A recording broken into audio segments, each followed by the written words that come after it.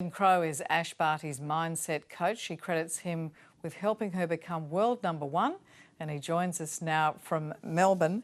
I gather you're living on London time, Ben, to support her.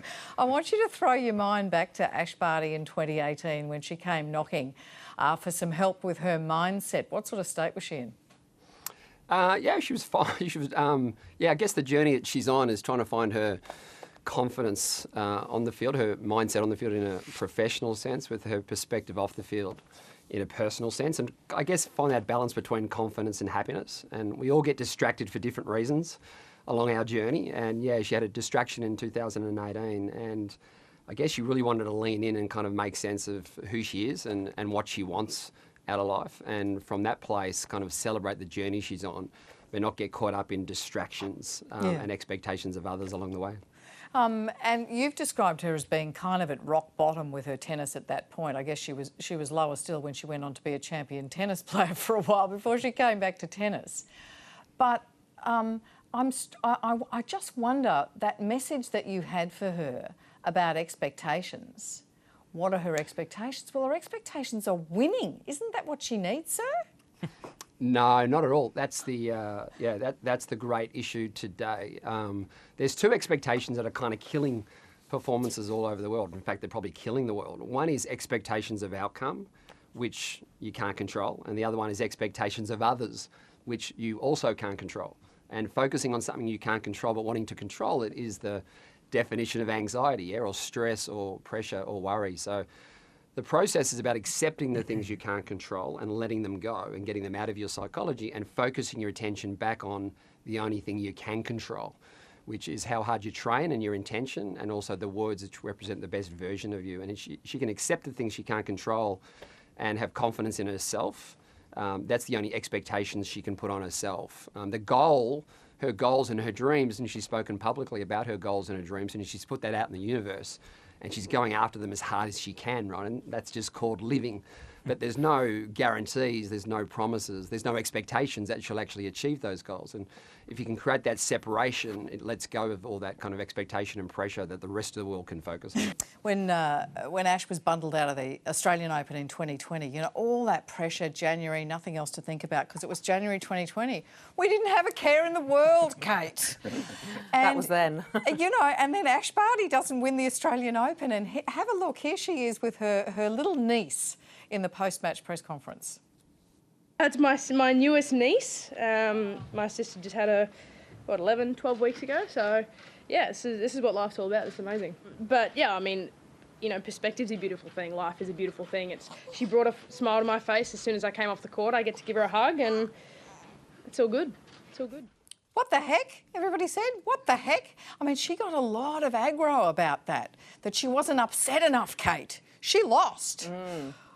Yeah, look, you know, we have this idea about athletes, and it's really interesting listening to a mindset coach. You know, we want them to live by it, die by it, cry by it, you know, and you see that in the current conversation, particularly around tennis and young female tennis players saying, you know, I don't want, you know, my mental health is under pressure. I don't like the level of expectations people have for how I play my emotions out. You know, we want to be able to, you know, lose and live on and fight again, and that's what she showed with that beautiful baby. Yeah. Was that what you like to see, Ben? Yeah, absolutely. Yeah, it's really important for anyone to realise that, you know, playing tennis, in her case, playing tennis is what she does, but it's not who she is. It doesn't define the depth of her.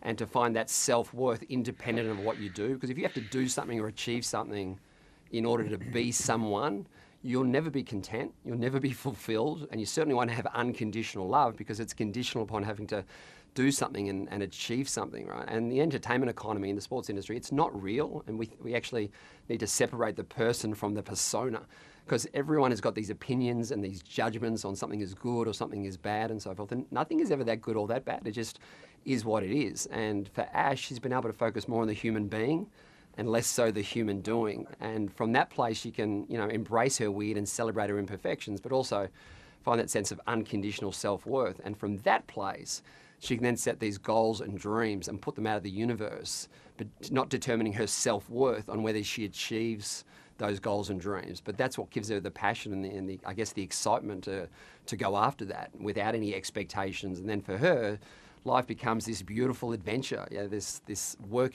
in progress, this experiment into the unknown.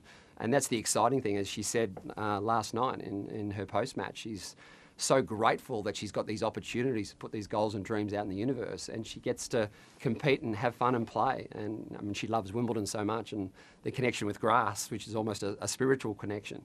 And it's really exciting to see, but she doesn't get caught up in the narrative of others because she can't control what anyone expects of her or thinks of her, but she can control the expectations she puts on herself and what she thinks of herself. And she kind of focuses on that, and she kind of has that courage to say, I don't care what anyone thinks about me, but I care about them. Yeah. And when someone can say that, they've got all the power in the world, yeah? But until they can say that, they lose their power because we're constantly craving recognition of others and caring what others are thinking about us, and we kind of lose our authenticity along the way. So it's scary when you see someone comfortable in their own skin.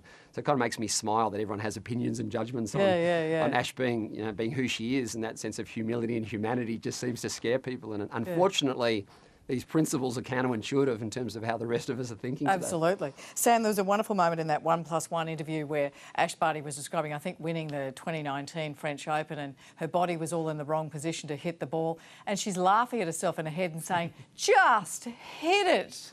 Just hit the ball. It's a green ball. Hit it. Now, you rolled your eyes, Sam Connor, when we said we had a mindset coach coming on, didn't you?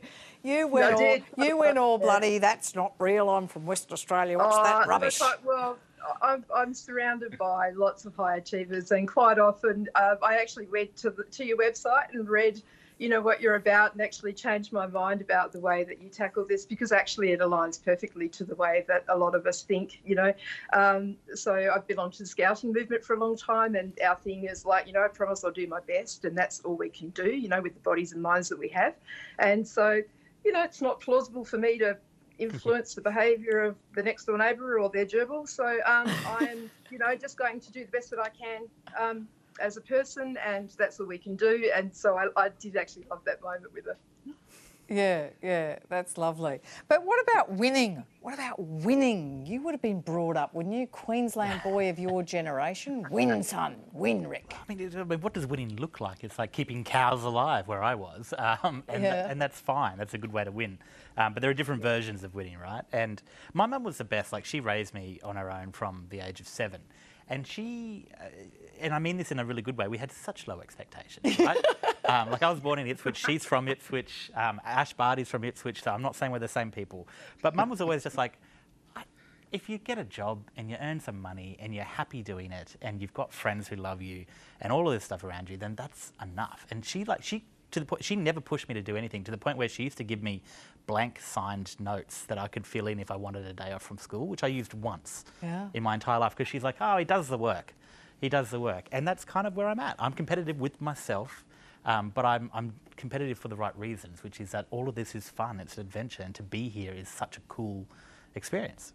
I'm not a tennis player, but I can certainly relate to Ash Barty's mindset in that sense. Ben, let me just just help me with this. I mean, she's 2 matches away from winning Wimbledon, from doing that on the 50th anniversary of Yvonne Goolagong-Cawley winning, her great mentor. She said she wants to win. That means a lot to her. Mate, those are expectations. That's big expectations. No, they're not. They're her goals, and they're her goals and her dreams. And yeah, she's spoken publicly about dedicating this event to her great friend and her role model, if you like. But she also can then focus back on the only things she can control.